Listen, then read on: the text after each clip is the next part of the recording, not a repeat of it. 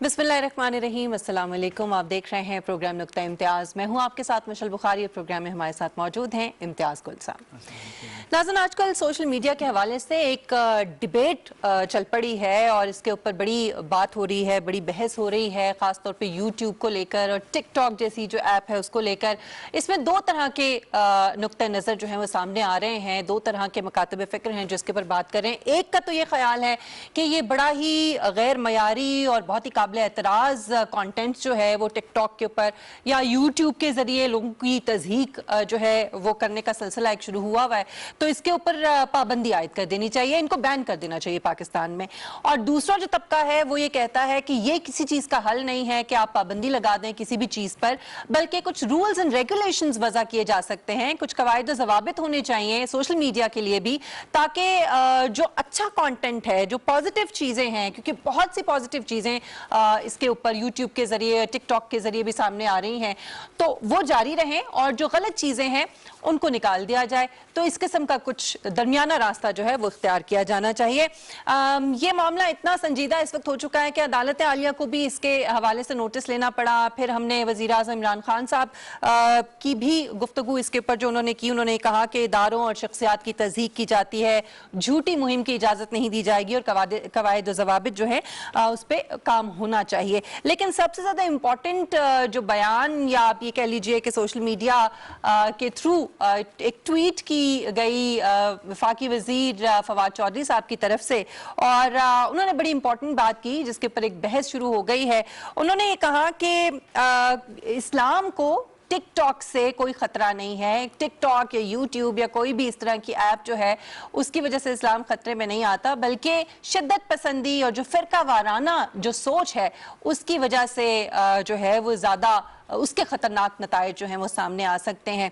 तो उनके इस ट्वीट के हवाले से आज हम बात करेंगे कि आखिर उनको क्यों ज़रूरत महसूस हुई ये बात करने की। इम्तियाज़ साहब, हम कोशिश करेंगे कि फवाद चौधरी साहब से ही बात करें और उनसे इस सवाल का जवाब लें, लेकिन पहले मैं चाहूँगी कि आप इसके ऊपर ज़रा कुछ थोड़ा सा कॉमेंट कीजिए।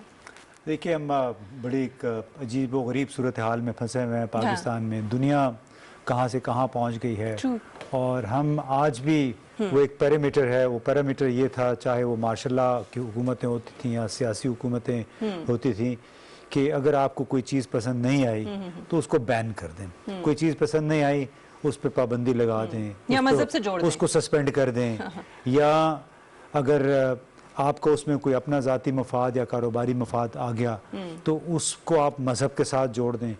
और ये रविश तो ऐसा लगता है, मैं एक किताब पढ़ रहा था कारेन आर्मस्ट्रांग की, बहुत ज़ख़ीम किताब है, तो उसमें असल में उन्होंने पूरी हिस्ट्री को ट्रेस किया है और वो इस नतीजे में पहुँचे हैं कि हर तहजीब, हर सिविलाइजेशन में मज़हब को इस्तेमाल किया गया है। जब भी हुक्मरान वक्त को ज़रूरत महसूस हुई तो उसने अपने किसी सियासी मसले को मज़हब के साथ जोड़ के अपने मफादात की बरारी की, या आवाम को सप्रेस किया, या जंगें छिड़ी।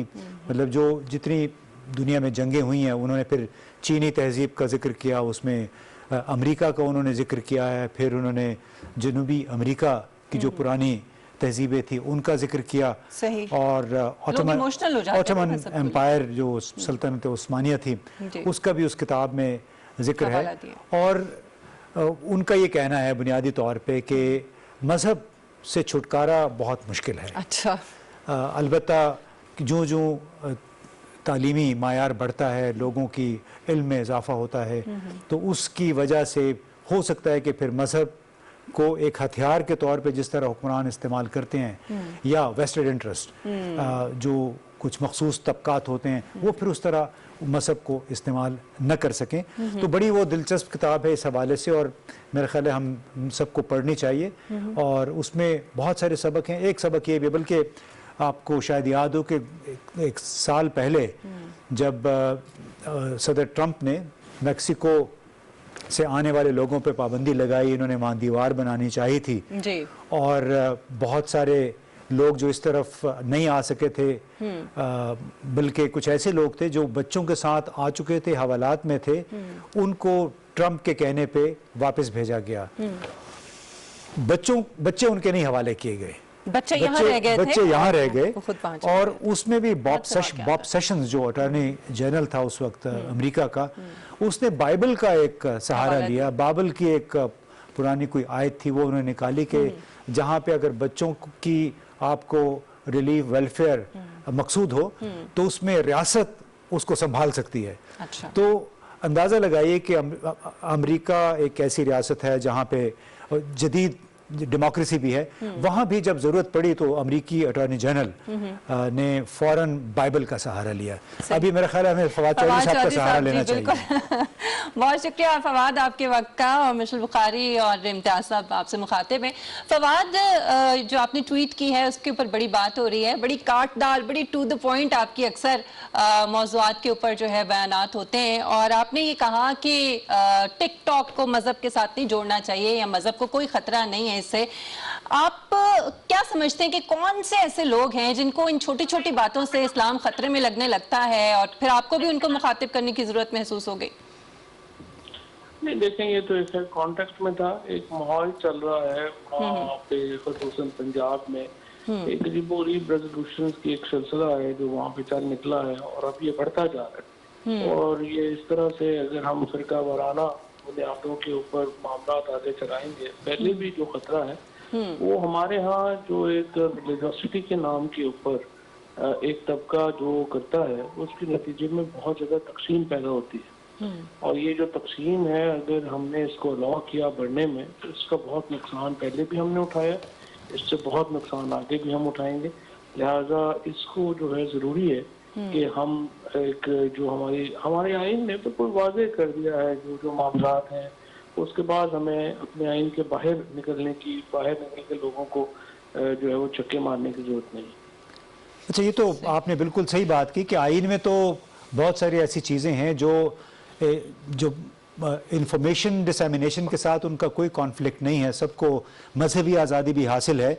आपने जो शुरू में बात की, ख़तरे की तरफ आपने इशारा किया कि जो मजहब की बुनियाद पे तकसीम हो रही है या फिरका वाराना तकसीम है, बड़ी ख़तरनाक बात है। लेकिन आप जिस मिशन पे निकले हैं वो भी ख़तरे से तो कम नहीं है, यानी आप बहुत सारे लॉबीज़ को, बहुत सारे लोगों को बुनियादी तौर पे नाराज़ कर रहे हैं। पहले रूयत हिलाल से आपने झगड़ा मोल लिया, अभी एक और तबके को ख़ासतौर पंजाब में आपने एक लिहाज से आप कन्फ्रंट करने की कोशिश कर रहे हैं। Isn't it dangerous? डेंजरस वाली कोई बात नहीं है जी, असल की बात करनी चाहिए जहाँ पे भी पॉसिबल हो। अगर सारे लोग यही बातें सोच के चुप हो जाएं तो फिर तो पाकिस्तानी बन जाएंगे आप।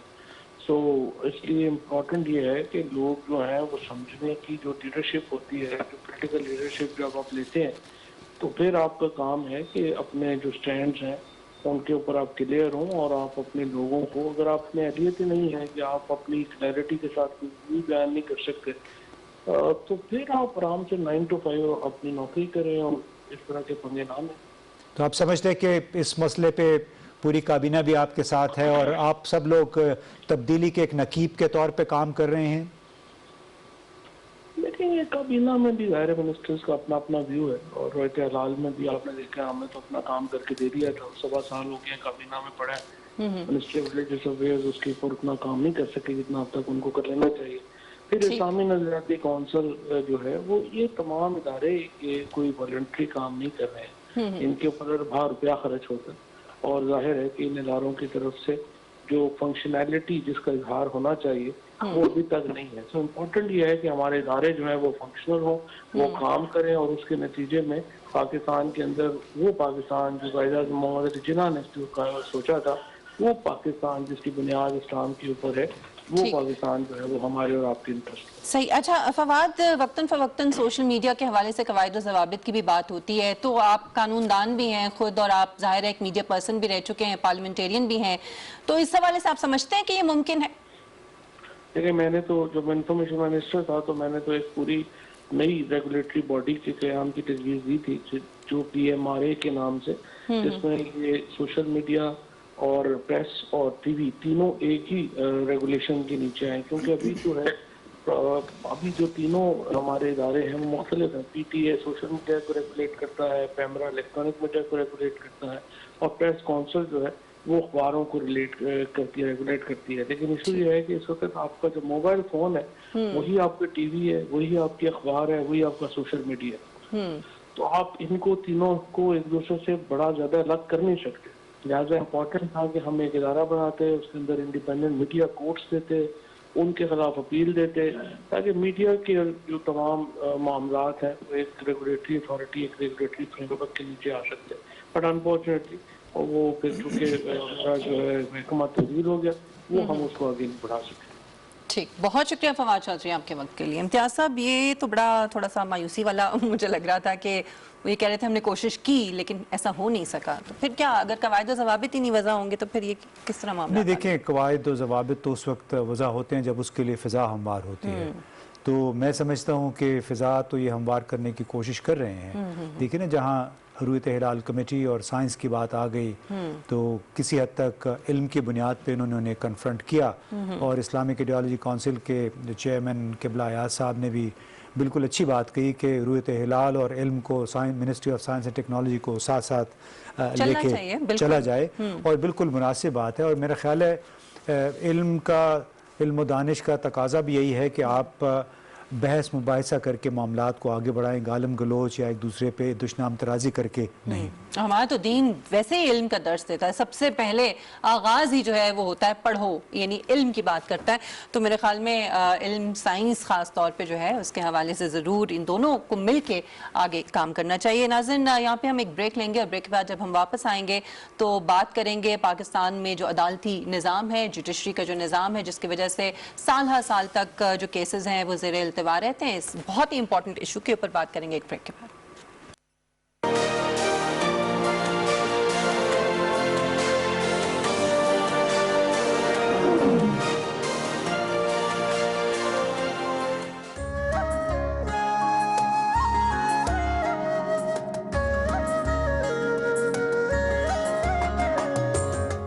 काफ से बढ़कर आलीशान यही है, गिलगित बल्तिस्तान यही है। जादू की सतरंगी नगरी जिसका जर्रा जर्रा चमके, जिसमें हैरत की लौ दमके। ठंडे चश्मे, मीठी झीलें, शहद की ठंडी ठार सबीलें,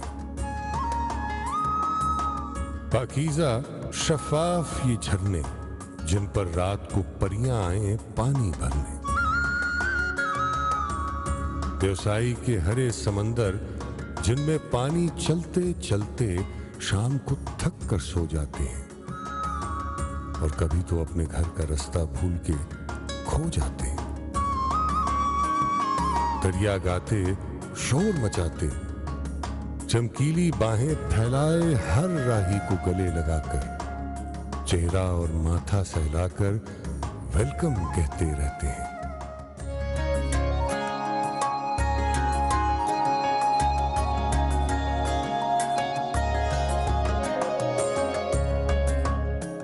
खपलू और शिगर की आलीशान फजाएं हमें सुनाएं राजों और महाराजों के दौर के किस्से। तेज हवाओं और पहाड़ों की आंखों में आंखें डाले, वादी में अलतित और बलतित सदियों से मजबूत खड़े हैं। कितने ही खुश रंग मज़ाहिब के गहवारे, खानकाहों की ये मीनारे बने हुए हैं आज भी अमन और प्यार के द्वारे। गिलगित बल्तिस्तान बड़ा मासूम जहां है, ऊंचे आलीशान पहाड़ों की ये धरती बर्फ की मां है। इससे बर्फ जन्म लेती है, जिसकी पुरस्रार सफेदी के जलवों से चांद सितारे जौ लेते हैं। चांद सितारों से कुछ नीचे खुबानी और चेरी पेड़ों पर खिलती है, शहद भरी और नरम रसीली हर राहगीर को ललचाती है।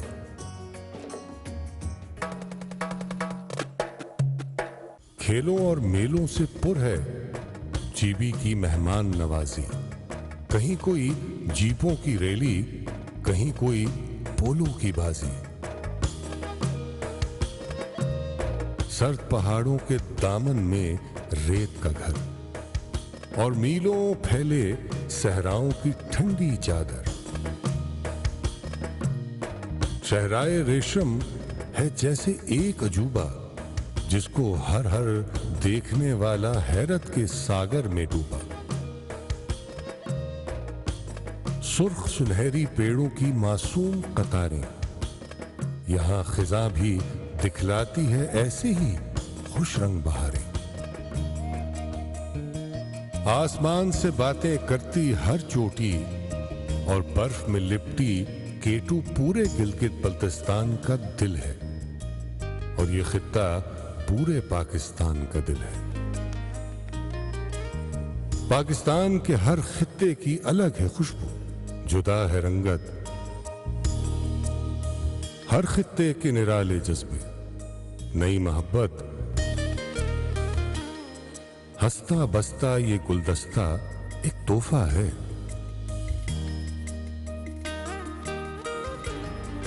ये उल्फत है, ये रहमत है, ये इज्जत, ये शान, यानी रब की एक नेमत है धरती पाकिस्तान।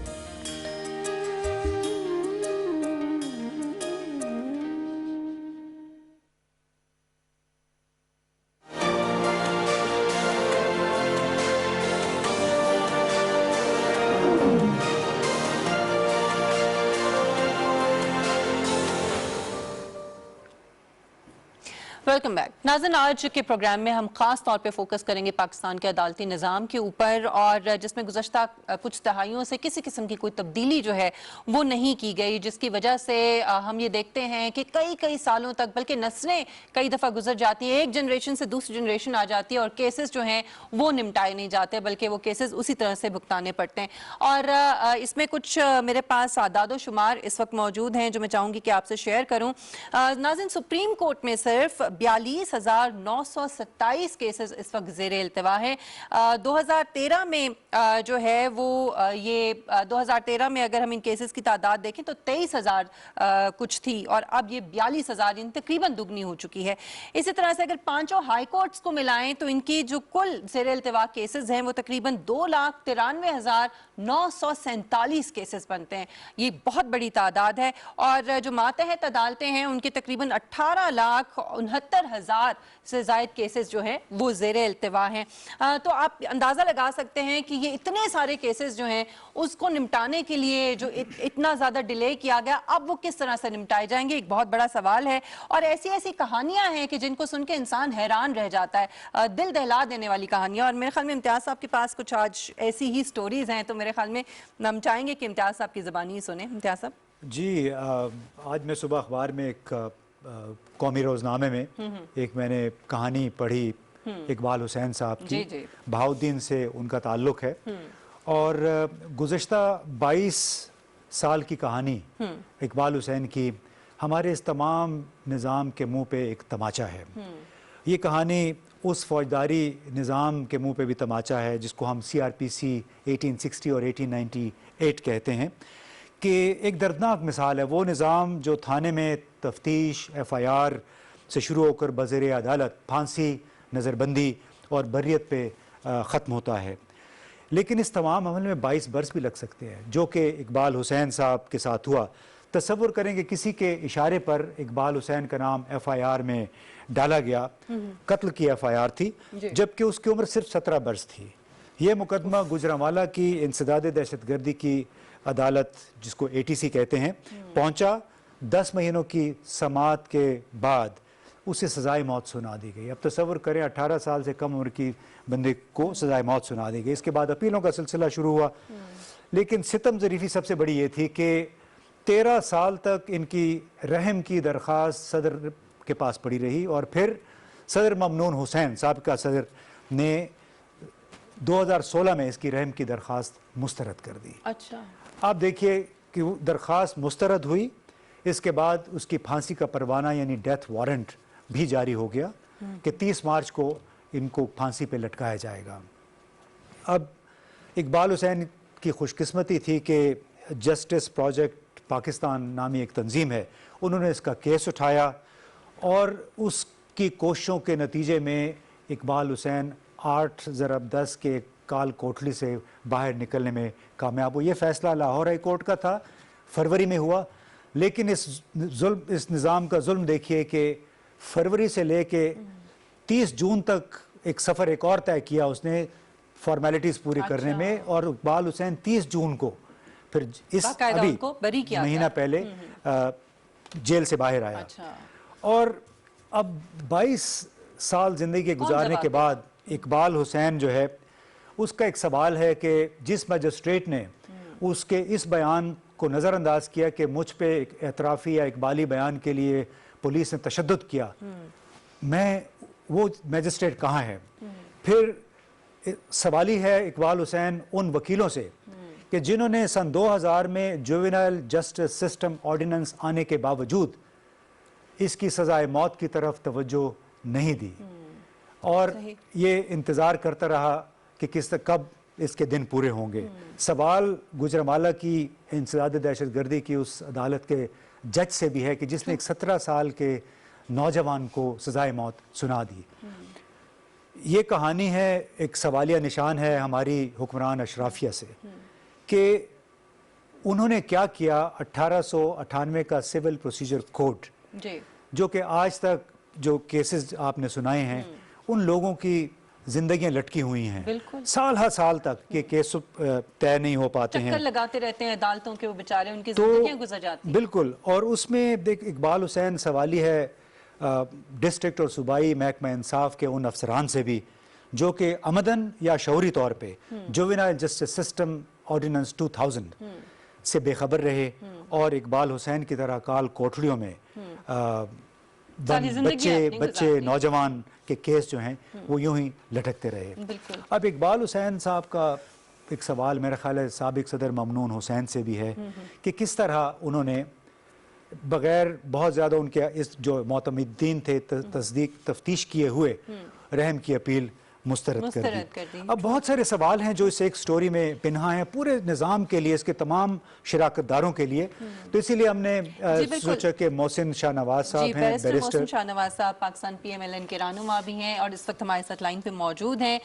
मोहसिन साहब, आपने इकबाल हुसैन की कहानी सुनी होगी जो इम्तियाज साहब ने अभी सुनाई भी है। ये तो सिर्फ एक इकबाल हुसैन है जिनकी कहानी सामने आ गई या किसी ने उसका नोटिस ले लिया और उनका मुकदमा जो है वो संभाल लिया। ऐसे न जाने कितने इकबाल हुसैन होंगे जिनकी जिंदगियां इसी तरह से गुजर जाती हैं, उनका पता भी नहीं चलता।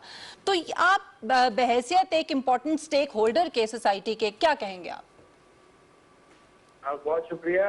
देखिए, मैं ये समझता हूँ कि इस माशरे में 22 करोड़ अवाम में से तकरीबन 4 लाख निकाल दे, बाकी सारे इकबाल हुसैन। और ये हमारे माशरे की और हमारे निजाम की बदकिस्मती है। ये निजाम पहले दिन से बनाए इस तरह से गया था और इसकी तरीकाकार भी ये रखा गया था कि उस वक्त कॉलोनियल डेज में जो कानून बनाए जाते थे वो रिलीफ देने के लिए नहीं बनाए जाते थे, चीजों को लटका के, और निजाम सिक्का जो था उसको चलाने के लिए बनाए जाते। और आगे से फिर अनफॉर्चुनेट है, मेरे तो दिल बहुत तकलीफ हुई और मुझे पता है सारे केस का काफी अर्सा हो गया इसका दोबारा से जिक्र सुना है।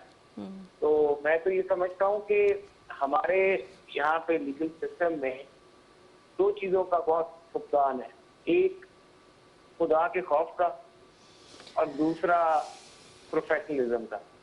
ये दोनों चीजें हमारे यहाँ नहीं एग्जिस्ट करती, चाहे हम चले जाएं।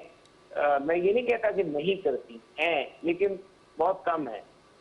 काबिलियत भी है तो बहुत कम है, जिम्मेदारी जो है अगर वो भी है तो वो भी बहुत कम है, रिस्पॉन्सिबिलिटी जो है अगर वो भी है तो वो भी बहुत कम है।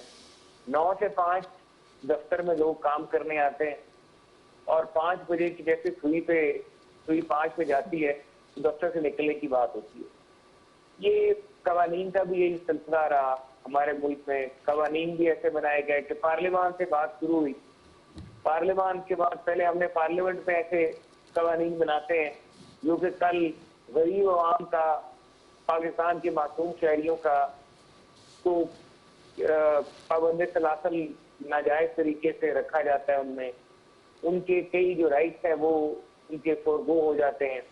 फिर जब हम वो कवानीन बना देते हैं, फिर हमें नहीं पता होता उन कवानीन के ऊपर रूल किस तरह बनाए मुतलका महकमों ने, उस पर अमल दरामद किया हुआ, और हमारे कवानीन पे बनाने के बाद आवाम के मसाइल में इजाफा हुआ या कमी वाकई, इस तरह का भी कोई निज़ाम नहीं है। उसके बाद फिर आगे आ जाइए तो पार्लियामेंट से निकल के बाद जब एग्जेक्टिव के पास आती है तो एग्जेक्टिव भी उसी तरीके के साथ वो जो कवानीन बनाए होते हैं उनके ऊपर अमल दरामद जो है रेकलेस तरीके से, नेग्लिजेंट तरीके से करती है। तफ्तीशें मुकम्मल नहीं की जाती, प्रोसिक्यूशन अपना काम नहीं करती मुकम्मल तौर पे। इवन जब वकला कोर्ट में केस हो रहे होते हैं, अफेयर हो रहे होते हैं, मैं खुद अब लॉयर भी हूँ, तो मैं देखता हूँ जब सरकारी जवाब आते हैं वकला के तो यकीन मानिए हंसी आती है कि सरकारी जो जवाब दाखिल कराए जाते हैं वकला की तरफ से, जब वो प्राइवेट वकील की हैसियत से अपना वो जवाब दाखिल करते हैं तो कानून की और यूरिस्प्रूडेंस की वो मसाले देखने में सामने आती हैं कि आपके इल्म में बहुत इजाफा होता है। अच्छा मोहसिन ये बताइएगा कि चूंकि एक तमाम कवानीन वो CRPC है, अंग्रेज़ का छोड़ा हुआ, सिविल प्रोसीजर्स कोड है, वो भी अंग्रेज़ का छोड़ा हुआ, आज तक कोई उसमें नुमायाँ इस्लाहात नहीं हो सकी हैं, तो आपका सेंस क्या कहता है कि एक ऐसा निज़ाम जो कि पूरे मुल्क की जो जस्टिस का निज़ाम है उसकी बुनियाद है, उसके हवाले से पार्लियामान के अंदर क्या कोई रिफॉर्म का कभी किसी आपके दूसरे साथियों ने इस तरफ इशारा किया है कि इसकी वजह से लाखों लोग जलील हो रहे होते हैं, दर बदर की ठोकरें खा रहे होते हैं, कि इस निज़ाम को किस तरीके से तमाम जमातें मिल के तब्दील करने की कोशिश करें? देखिए पार्लियामेंट में मैं बहुत अफसोस के साथ मैं कहूँगा, मेरे कॉलीग भी और शायद मैं भी शामिल हूँ सिलसिले में, कितने लोग हैं जो कवानीन पढ़ के आते हैं, हमारी लेजिस्लेशन में इंटरेस्ट लेते हैं, बहुत तादाद कम है। ज्यादातर MNAs है, पार्लियामेंटेरियन नहीं होते, वो अपने हल्के के मसाइल और मामला को उलझे हुए होते हैं, तो वो उसमें टाइम दे पा रहे होते हैं और हल्के के मामला सुझा देते हैं कि वो पार्लियामान के मामला में तो जो नहीं देते। ये काम बहुत वजह तलब है, इसके लिए हमें कोशिश करते हैं, लेकिन इसमें सारी सियासी जमातों को एक पेज में होना पड़ेगा और उसमें हम ये समझते हैं कि सारी सियासी जमातें मिलके जो कवानीन आउटडेटेड हो गए हैं, जो कवानीन अब फायदेमंद नहीं रहे और उन सारे कवानीन को हमें रिवोक कर देना चाहिए। बिल्कुल ठीक, बहुत शुक्रिया मोहसिन शाहनवाज साहब आपके वक्त के लिए। बहैसियत पार्लियामेंटेरियन भी और इससे पहले भी इम्तियाज साहब इनकी हुकूमत भी रही है इतना अरसा, तो मेरे ख्याल में ये तो काम पार्लियामेंटेरियंस का है, लेजिस्लेशन करना, कवानीन में तरमीम करना ताकि निज़ाम को ठीक किया जा सके। जी बिलाशुबा उसमें देखिए सब शराकतदार इसके बराबर के जिम्मेदार हैं, चाहे वो हमारी सियासी क़यादत है, फ़ौजी क़यादत है, चाहे हमारे पार्लिमानी नुमाइंदे हैं और चाहे वकला हैं। वकला इस तमाम कज़िये में एक बहुत बड़ा किरदार है, उनकी तरफ किसी की तवज्जो शायद नहीं जाती है। अब उन्हीं की वजह से बहुत सारे हमारे तवज्जो तो बहुत जाती है, अक्सर औकात जाती है, ऐसे मामलात होते हैं लोग उनकी तरफ एक्चुअली उंगली नहीं उठाना चाहते, डरते हैं कि उनके खिलाफ कोई पिटिशन ना दायर हो जाए। सो उस वजह से बड़ा सीरियस, बड़ा पेचीदा मसला है, उसके लिए सियासी इरादा चाहिए। सही। अच्छा, आपके पास कुछ और भी शेख रशीद साहब के हवाले से भी आप कुछ बात करना चाह रहे थे? आपने याद कराया, मैं जब शेख रशीद साहब के खिलाफ 1995 में कलाशनिकोव की मौजूदगी का, एक बगैर लाइसेंस की कलाशनिकोव रखने के जुर्म में उनको सज़ा हो गई, पीपल्स पार्टी का ज़माना था, ठीक, तो जब बहावलपुर जेल उन्हें भेजा गया तो मैं बतौर सहाफ़ी खुफिया तरीके से पहुंच गया, आप उनसे उनके रिश्तेदार बन के मैं चला गया वहाँ और बड़े छुप के हमने रिकॉर्डिंग वगैरह थोड़ी सी की। वो भी एक पूरा एक मार्का था, वो एक एडवेंचर था वो। लेकिन उस जेल में शेख रशीद साहब ने जो किस्सा सुनाया और आज भी मेरे कानों में वो आवाज़, वो बातें गूंजती हैं। उन्होंने कहा कि इम्तियाज़, इस जेल में जितने लोग बैठे हुए हैं इनकी अक्सरियत इस इलाके के चीमों, चट्ठों, गर्देजियों, कसूरियों के सताए हुए हैं और ऐसे ऐसे गरीब लोग उस वक्त जेल में थे। कहते किसी कोई मर जाता है, उनके रिश्तेदारों के पास चारपाई के लिए पैसे नहीं होते कि वो लाश को ले जाया जा सके, कोई 1000 रुपया उनके पास जुर्माना नहीं होता, जिसके नतीजे में 4-4 महीने पड़े रहते हैं। उन दिनों शेख साहब ये काम किया करते थे, एक अच्छा काम था कि जहाँ 1000-1500 की कहीं खर्चा होता था वो कर देते थे, जिसके वजह से बहुत सारे ऐसे लोग जिनकी सजाएं भी ख़त्म हो चुकी थी, जुर्माना नहीं था, उनको वहाँ से निकलने का मौका मिला। अच्छा, अफसोस ना बात जो है ना इम्तियाज़ साहब, वो ये है कि जैसे आपने कहा और शेख रशीद साहब ने भी बताया कि ज़्यादातर जो लोग हैं वो लोग हैं जिनका कोई इन्फ्लुएंस नहीं है, जो किसी को अप्रोच नहीं कर सकते कि उनको जो है रिलीफ किसी किस्म का दिया जाए। हमारे सामने ऐसे कितने केसेस हैं, शाहरुख जतोई का मामला था जो कराची का, आपको याद होगा।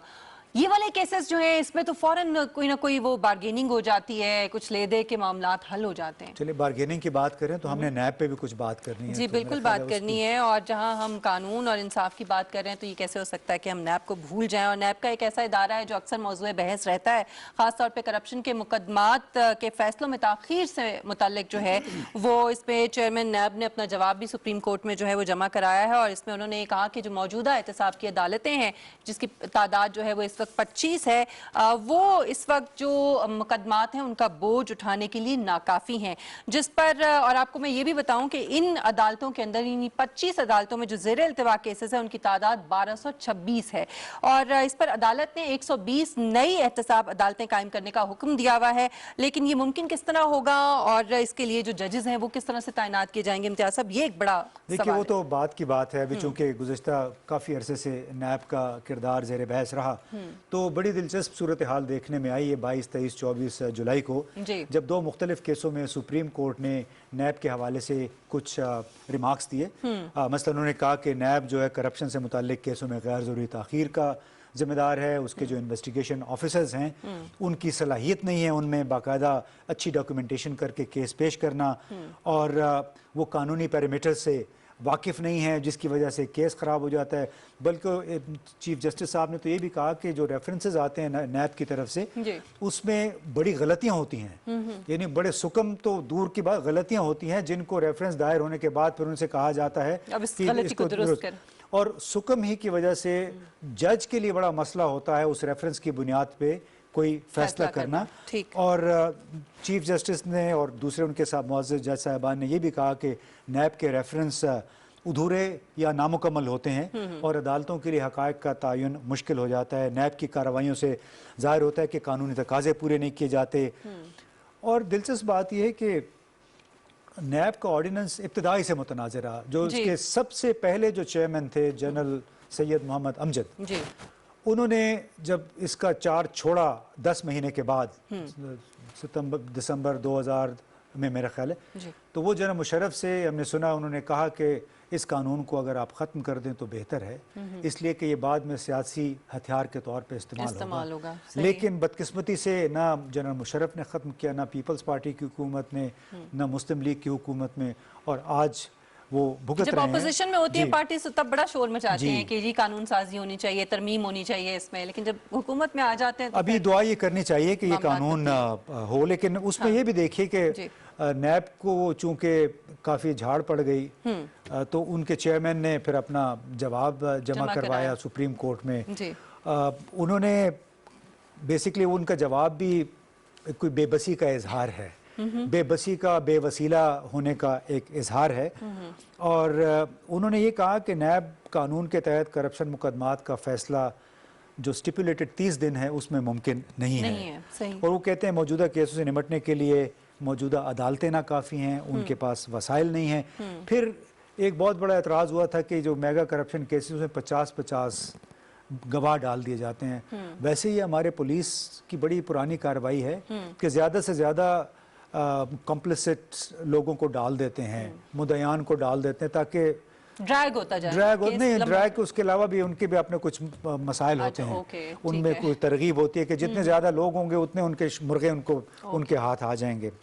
तो उसमें उन्होंने कहा कि 50-50 गवाह बनाना ज़रूरी होता है क्योंकि केस साबित करना होता है। हालांकि जो बहुत सारे केसेस नहीं साबित हो सके, 100 भी गवाह डाल दें, अगर केस आपने तैयार ही नहीं किया, जो इन्वेस्टिगेशन ऑफिसर है अगर उसने नहीं किया तैयार केस, तो वो कैसे साबित होगा। इसी तरह ये उन्होंने कहा कि असल में नैब जो है तो वो तो ज़ाब्ता फौजदारी जो क्रिमिनल कोड है उसके तहत बड़ी सख्ती से अमल दरामद करती है, लेकिन जो मातहत अदालतें हैं वो नहीं कर पाती, वो सुप्रीम कोर्ट की जो हिदायत हैं उस पर भी अमल नहीं करती हैं, जिसकी वजह से लोगों को ज़मानतें मिल जाती हैं। जब ज़मानतें मिलती हैं तो नैब की कार्रवाई जो है वो ताख़ीर का शिकार हो जाती है। बैरूनी ममालिक से वो कहते हैं हम लोग हासिल करना चाहते हैं, मतलब मुशीर हासिल करना चाहते हैं, हमें उसके लिए वसाइल नहीं है। और ये कि कानूनी पेचीदगियों के बायस नैब के इक़दामात दूसरी अदालतों में पहुँच कर रुकावट का शिकार हो जाते हैं। अब ये बड़ा एक गंभीर मसला है कि उसमें अगर आप इससे नतीजा अखज़ करें, वो सिंपली है कि तमाम स्टेक होल्डर्स इस निज़ाम के वो एक दूसरे की तरफ देख रहे हैं, वो करें, ये आला अदालतें मातहत अदालतों पे इल्ज़ाम लगाती हैं, उनको नाअहल करार देती हैं, जैसे नैब को कहा गया है। वो अदालतें अपने से नीचे अदालतें फिर वकला को और वकला अदालतों को इसका जिम्मेदार है। बार और बेंच के दरमियान जो झगड़ा चला हुआ है और एक मरकज़ी नुक्ते की तरफ कोई भी इशारा नहीं कर रहा, वो है CRPC यानी फौजदारी कानून, कोड ऑफ सिविल प्रोसीजर्स, जो कि 1898 का है कि जब तमाम हमारे कानून जो इंसाफ का निज़ाम है उसकी बुनियाद उस कोड के ऊपर है। वो कोड तब्दील नहीं हुआ, अंग्रेज़ बादशाह छोड़ गया था, आज तक वैसा के वैसे ही है। और जब तक इसमें तब्दीली नहीं की जाएगी, इसमें इस्लाहात नहीं की जाएंगी, यूं ही इकबाल हुसैन की तरह हज़ारों लाखों लोग ज़लील ख्वार होते रहेंगे और हमारा तमाम अदालती निज़ाम यूं ही एक जमूत का शिकार रहेगा। उसमें जो केसेस हैं उनमें ताख़ीर होती रहेगी और जुल्म होते रहेंगे। इस पर भी ज़रा कमेंट कर दें इम्तियाज़ साहब कि ये जो अब 120 नई अदालतों की बात की है कोर्ट ने, ये आपको लगता है कि ये इतना आसान होगा? क्योंकि नहीं, मैंने उसका जवाब पहले दे दिया। वो ये कि जब तक सिविल प्रोसीजर्स कोड और क्रिमिनल प्रोसीजर कोड में बुनियादी तब्दीलियाँ नहीं होंगी, वो तब्दीलियाँ जो कि बरतानिया में हर साल की जाती हैं नए हालात के मुताबिक, जब तक वो तब्दीलियाँ नहीं होंगी, रिफॉर्म नहीं होगी, उस वक्त तक आप 120 की बजाय 240 अदालतें बना लें, आप एंटी टेरर कोर्ट जो हैं वो 50 की बजाय आप 100 कर दें। मसाइल आपके देखिए ना, एंटी टेरर कोर्ट में आप 7 दिनों में फैसला करना होता है। इंसदाद दहशतगर्दी की अदालत, PTV पे जो हमले का केस था वो आज भी चल रहा है, वो भी इंसदाद दहशतगर्दी की अदालत में है। तो बुनियादी मसला हमारे कवानीन का है, हमारी मैन पावर का नहीं है। जब तक हमारे कानूनी निज़ाम की, जस्टिस सिस्टम की बुनियाद तब्दील नहीं होगी, उस वक्त तक हम यूं ही आदाद शुमार में फंसे रहेंगे। बहरहाल उम्मीद करते हैं कि ये जो हमारा जुडिशल सिस्टम है इसके अंदर बहुत ज़्यादा सुकून है, इसके हवाले से काम हो और इस पर जब तक तमाम स्टेक होल्डर्स इकट्ठे नहीं होंगे तब तक कुछ नहीं होगा। और बाकी इम्तियाज़ साहब ने इस पर बड़ी गहराई में जाके बड़ी डिटेल्ड गुफ्तगू की है। नाज़रीन, हम कोविड-19 को भूल नहीं सकते क्योंकि कोविड-19 जो है वो बदस्तूर जारी है और ईद आ रही है, जिसके लिए बहुत ज़रूरी है कि इस मरतबा एहतियात की जाए, क्योंकि गुज़श्ता जो ईद है उस पर हमने ये देखा कि लोगों ने इंटरैक्ट किया एक दूसरे से, एक दूसरे के घरों में गए, मेल मिलाप ज़्यादा हुआ, जिसकी वजह से फिर केसेस जो है उनकी तादाद बहुत ज़्यादा बढ़ गई। स्टील मिल को ना भूलिएगा। अच्छा, चलें पहले फिर उस पर बात कर ब्रेक ले लें यार। ब्रेक मेरे ख्याल में ब्रेक का टाइम हमारे पास होगा। चलें एक ब्रेक ले लेते हैं नाज़रीन, ब्रेक के बाद वापस आते हैं। अच्छा कि आपने मुझे याद दिला दिया। स्टील मिल के हवाले से बात करेंगे और फिर हम कोविड-19 पे बात करेंगे। हमारे साथ रहिएगा।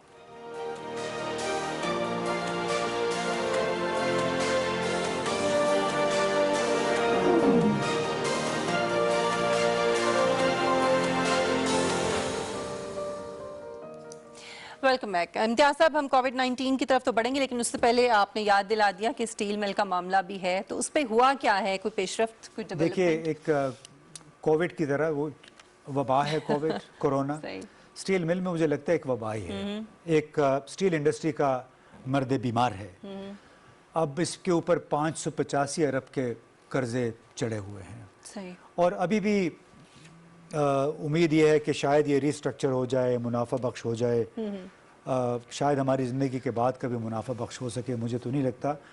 अभी हाल ही में स्टील मिल्स के बोर्ड ऑफ डायरेक्टर्स का, गवर्नर्स का इजलास हुआ। उसमें उसने 5 उम्मीदवारों के इंटरव्यूज़ के बाद एक रिटायर्ड ब्रिगेडियर साहब हैं, उनको बतौर CEO रखे जाने की प्रपोज़ल दी, उनको रिकमेंड किया है। ठीक।